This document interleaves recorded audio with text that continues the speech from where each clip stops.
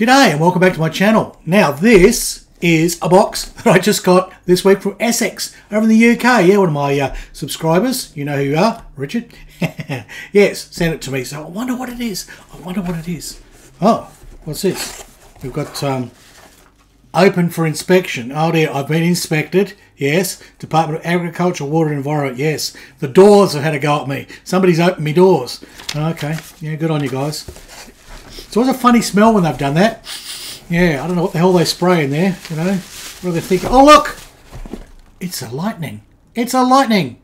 So there you go, an Airfix Lightning. Sort of a white box, not the white boxes that I really get excited about, the ones from the 60s, they have a little red stripe on them. Yeah, it's a white box from 1988. So yeah, not quite the white boxes I love from the 60s, but still, hey, it's a free kit. You know, knock that back. Apparently, Richard said it turned up at a thrift shop somewhere. So he grabbed it and said, Harry would like this. Sent it all the way from Blighty to me. So, I wonder what it's like. I wonder how good it is after, well, you know, 20 odd years of reboxing. But still, it's an old Airfix kit and I love those. So would you like to see inside this box? I know I would. All right, let's get on with it. Roll the music.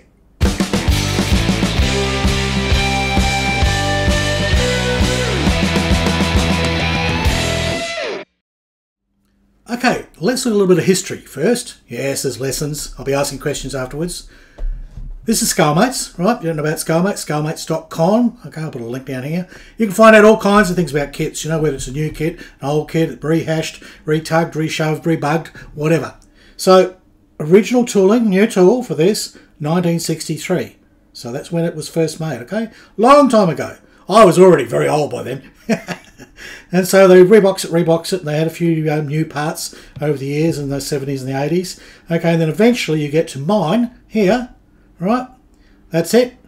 New parts. So they've probably just changed the ordnance on it or whatever, or looks like they've put a little bulge there, or yeah, it's got a little bulge on the bottom. They didn't used to have those bulges. Yeah, it got pregnant. It makes a little baby Lightning. Yeah, okay. And then since then, well, it sort of got rigged and jigged until the 2000s, 2002. And then in 2013, they did a brand new tool. And that is a lovely kit. I've seen that one. I had one of those for a while, but then eventually I sort of sold it when I was sort of cleaning out the stash. And it was a lovely kit, and it was actually that one. So it was the one with the fat belly as well. So I've seen that kit. I know what that was like, and it was beautifully moulded. And, you know, very fine panel lines, very crisp, very clean. I'll have that in the back of my mind as we review this one. We'll just see how an old 1988 Airfix kit stacks up. Yeah, Humbrol was the parent company then. So they'd just taken over from the Irish consortium, and the Americans had it, and they completely decimated, ruined Airfix. Everything was getting basically moulded out of France. It was bloody horrible. Humbrol umbrella took over. Things were getting better. Late 80s, got better into the 90s. We'll see. Maybe it's one of the good kits. There are some good kits from that period, but there are some woeful ones. So there, number 0280 or 02080, okay, if you're counting, if you're a bloody model counter, lots of stuff here, Humbrol, France. Okay, so this one did come out of the factory in Turn in France, all right, in Normandy. That's, well, I'm not usually fond of that plastic. I prefer the old Airfix plastic that came from Blighty, but this was the thing. This is what you get with the 80s kit.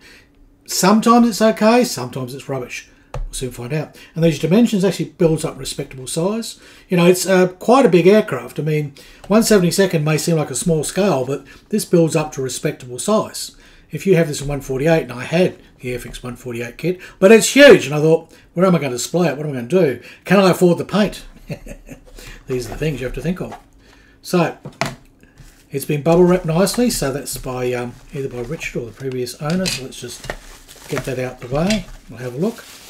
And first impressions. Well, gee, the panel lines are really fine. Look at that. The panel lines are absolutely, you know, people go on about Airfix trench panel lines. Well, there aren't trench panel lines here. Look at those. They're minute. In fact, some of them are raised. Those are raised. In fact, they're all raised. I tell a lie. Yeah, it's all raised panel lines, but well, you know, if you're pedantic about it, you could sand them off and you could rescribe the whole thing in 1/72 scale. Yeah, no, I wouldn't. Plastic, well, let's see what the fit's like. That's always a dead giveaway. Is it warped Are the sides the same length? Oh, there we go, hang on. I won't push too hard because... Well, it does look like it'll fit, so it's not too bad.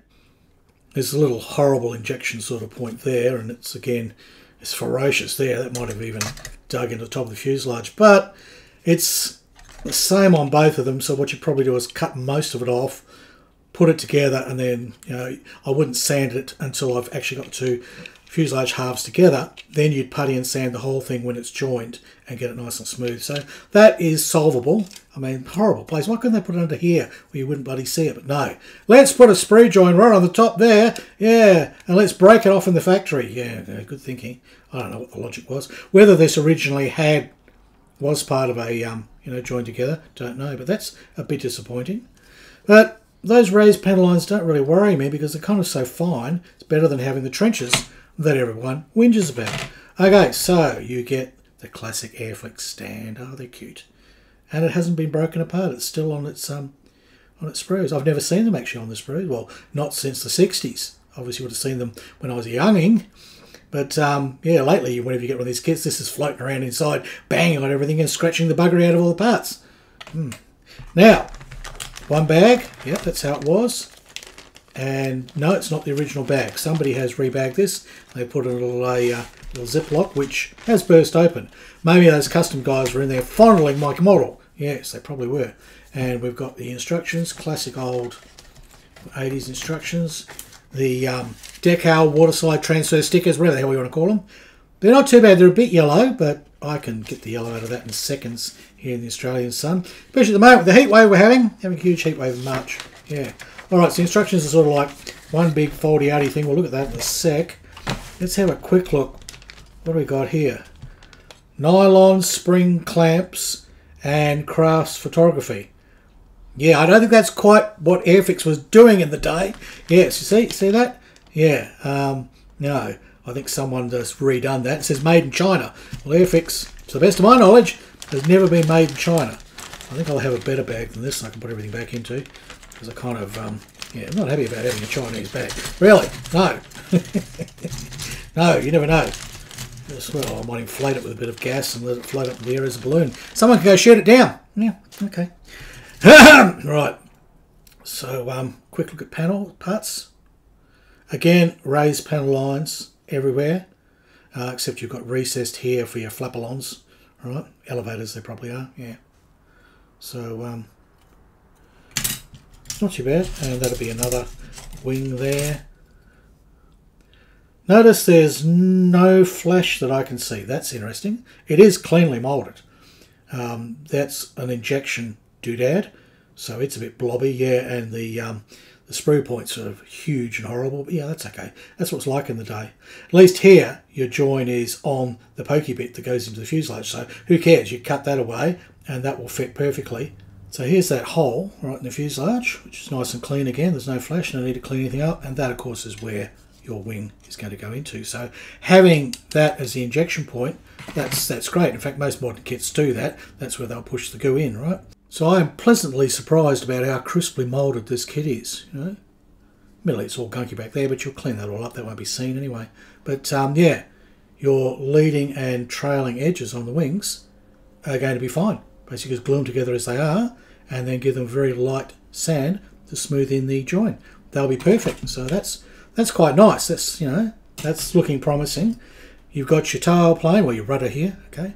Again, clean. Nothing wrong with that. It's nice and clean. Yes, raised panel lines, but they're very fine. Sand them off if you like. Rescribe them if you really care. But otherwise, a little wash, they'll just look fine.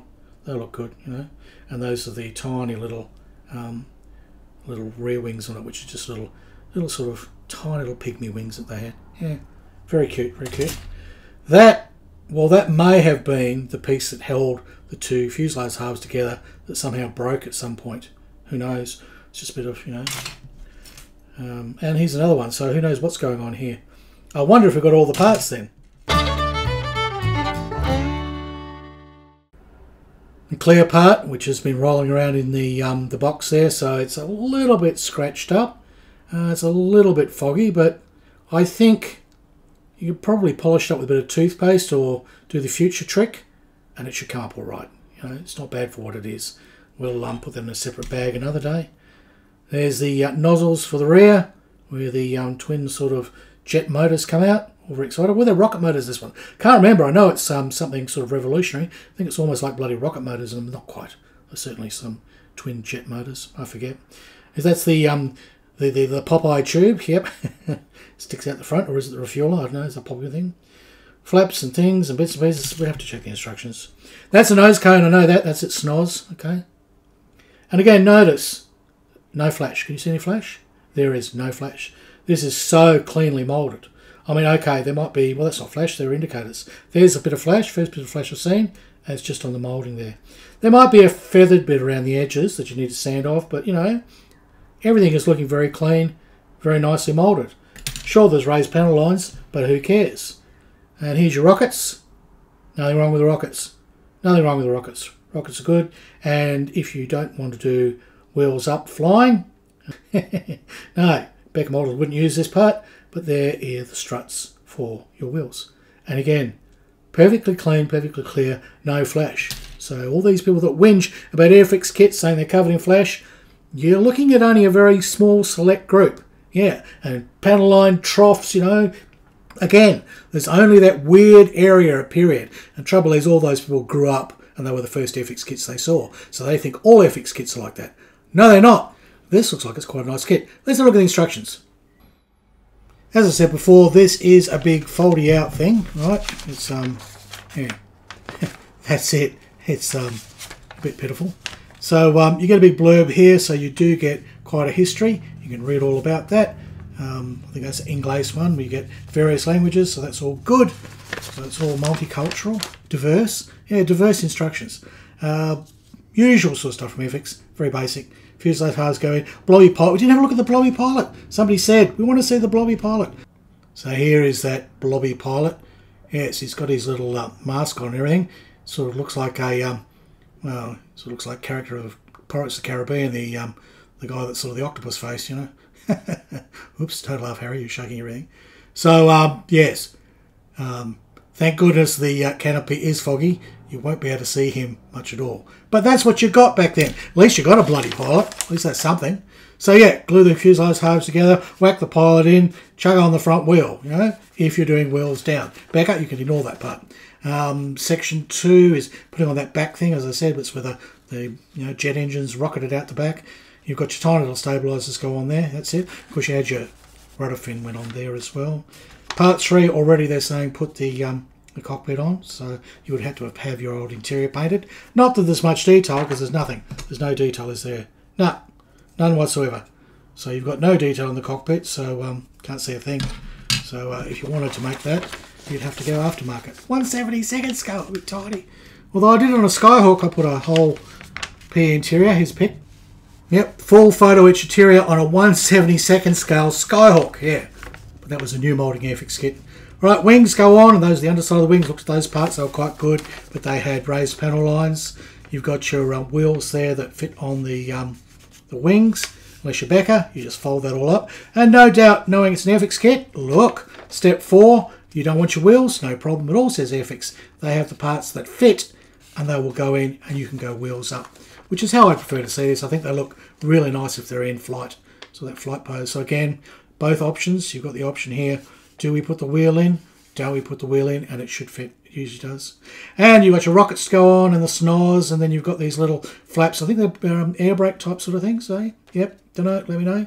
And that's about it. And you've got some little pokey out things there. And there is the Popeye tube. Yeah. And that is from me sweating, because that's so hot, even with the air conditioner on. And the last thing we're going to look at is the painting guide. So we've got 2 here. We've got 5 Squadron from Binbrook, 1983. There you go. And that one sort of looks like, well, that'll be the camo of the time, so it's probably you know, greens and greys. I don't know, I'd have to look those colours up. Usually everything's in Humbrol colours, so you know, it doesn't tell you if it's green or it's blue or it's orange. A bit annoying. And you never really get, these days you didn't, you know, those days you didn't get coloured guides from Airfix. This one looks more like the one that's blue on the top and it's silver underneath. I'd be hazarding a guess. I'd have to look those up. Should have done that for the video. Yeah, it's too bloody hot, I don't care. So there you have it. The Airfix BAC Lightning F.3. Yeah. 1963 moulding, but it's a 1988 produced kit. Still pretty good. Amazingly crisply moulded. Virtually no flash on the thing. It's a product of its time. Sure, it's got raised panel lines. Yeah, okay. You can sand those off if you wanted, but they're very fine. They'll take a wash. It'll look fine when you paint it all, really. So that is just a joyful little find. So there you go. Another little kit that's turned up, which is rare, and it's Airfix. And it's been a joy for me to review. Thank you, Richard. So if you've got like an old Airfix kit, something that's, ancient, 50 years old or something, and you don't want it, send it to me. Yes, I'd love to see it. I'll review it in this series of Finding Airfix Rare Kits. Yep, I'll fuck it. Okay. Look, if you enjoyed this video, please hit that like. It really helps the algorithm. Comment, by all means, just say something respectable. Don't be nasty about it. And if you really like the stuff I'm doing, look, over here, subscribe to the channel. Yeah, if you subscribe to the channel and you hit the bell notification, you'll get notice when videos come out and you won't miss anything like this. There will be build videos coming up in the week, so don't worry. I'm going to do that Viking ship that I promised. A little quick build. No sail, no rowers, just we'll do the wood and we'll do the string, just for something to do a bit of a break for me. I needed it. And then I've also got a whole lot of footage I've shot, and I'll do some more work on the Tamiya Formula 1. So there's lots to come up this week, because this week I've got no contract work booked, so I'm just going to go punch, punch, punch and try and get a whole lot of videos out. Won't that be good? Yes. Well, that's it for now. So it's goodbye from Australia, and it's hooroo from Harry Houdini.